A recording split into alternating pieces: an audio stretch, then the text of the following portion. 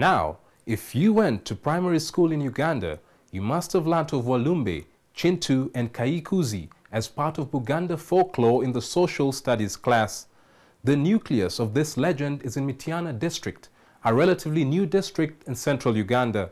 Mityana also has Lake Wamala, which is a key source of fish for the residents, their neighbors in Mubende and beyond.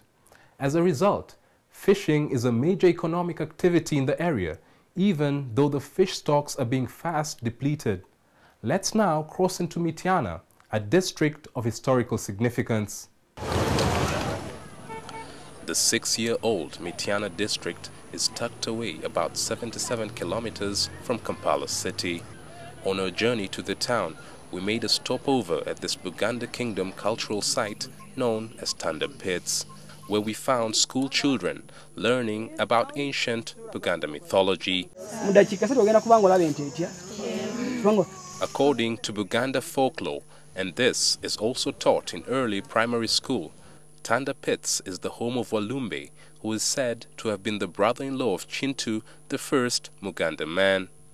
That Walumbe place, this is something people learn about in P3, in P4, but they don't even know that it exists in real life. Oral tradition has it that Walumbe, whose name is translated to mean death, is responsible for bringing death on earth. According to legend, Walumbe hid in this pit, and there are a number of caretakers here who regularly perform rituals at the cultural site. The mysterious aura of the Tanda Pits got rather ghostly at some point, prompting us to leave immediately for Mityana town to see more earthly and tangible things. And it was a big relief indeed. Mityana's population of about 40,000 people is predominantly engaged in agriculture, which has over the years contributed immensely to the town's growth and development.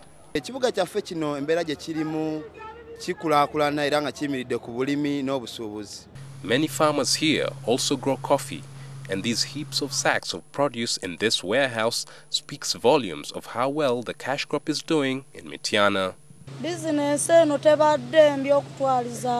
Business is generally moving well, although occasional power cuts interrupt our income levels. We ventured deeper into the outskirts of the town in search of Mityana's unique features. We're headed to a huge tea plantation in Mityana. It's one of the unique places in this area.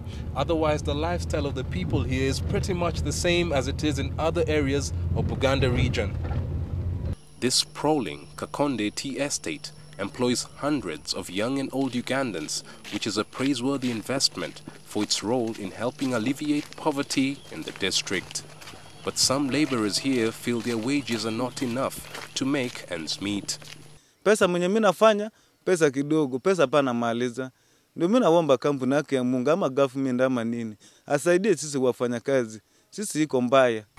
The biting poverty in the area is compounded by poor and inadequate health services in the district. The main hospital has insufficient medical supplies to meet the huge demand of the patients flocking daily for treatment. The problem is the hospital is too old. The structures are so dilapidated and the space is also very small.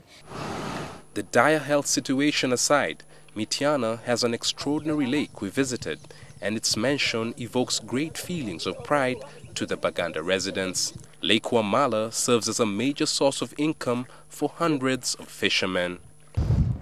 Now we're just having a boat ride on Lake Wamala.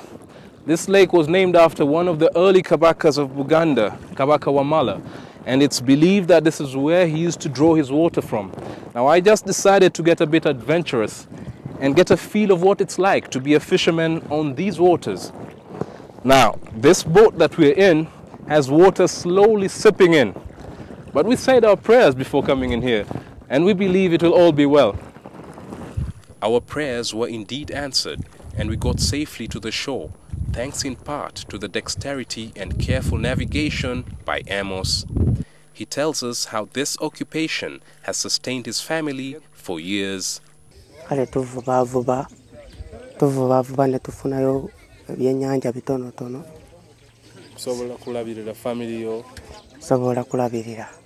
However, a few months back, a big number of fish on this lake were killed and were seen floating on the water after dangerous chemicals seeped into the lake.